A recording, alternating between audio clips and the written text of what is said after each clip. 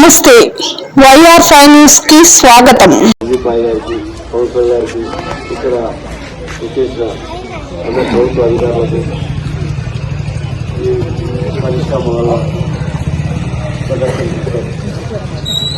అందరికీ నమస్కారం. ముఖ్యంగా అందరూ చెప్పారు మే 13వ తారీఖు ఫస్ట్ టైం ఎలక్షన్ ఓటు వేసే వాళ్ళు ఎంతమంది ఉన్నారు? ఈసారి వేయాలి ఓటు. ఫస్ట్ 18 సంవత్సరాలు అయింది.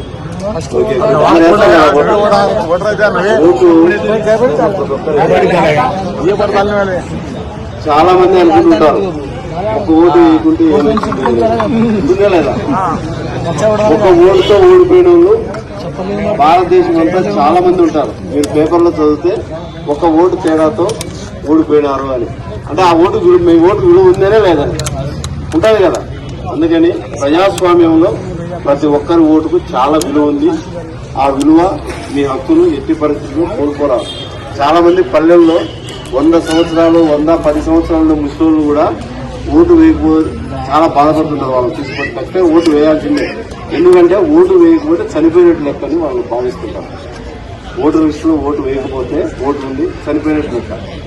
అట్లా కాకుండా కానీ ప్రతి ఒక్కరు హక్కుగా భావించి మనమంతా కూడా ప్రజాస్వామ్యంలో ఓటు వేయాల్సిన బాధ్యత ఉంది. అది మన హక్కు.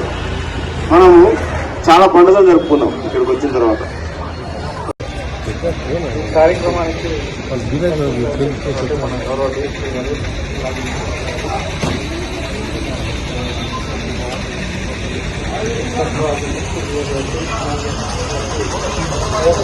కూడా నమస్కారం.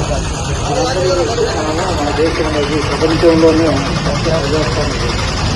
ప్రజాస్వామ్యం అంటే ప్రజల చేత ప్రజల ద్వారా పరిపాలిస్తుంటారు.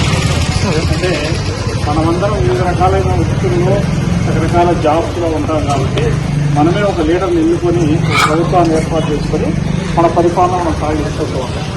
అలా సాగించాలన్నప్పుడు ఏంటి, ఎక్కువ మంది ఎన్నుకొని, అంటే మనకు 100 మంది ఉంటే 100 మంది కూడా ఎలక్షన్స్లో పాల్గొని మనం ఒకటి ఎన్నుకున్నట్లయితే అతనే నిజమైన నాయకుడు అవుతాడు. అప్పుడు మనం 100 మందిలో 50 మందిలో 35 ఓట్లు ఒకరికి 15 ఓట్లు ఒకరికి వచ్చాయనుకోండి. అప్పుడు ఆ 35 ఓట్లు వచ్చిన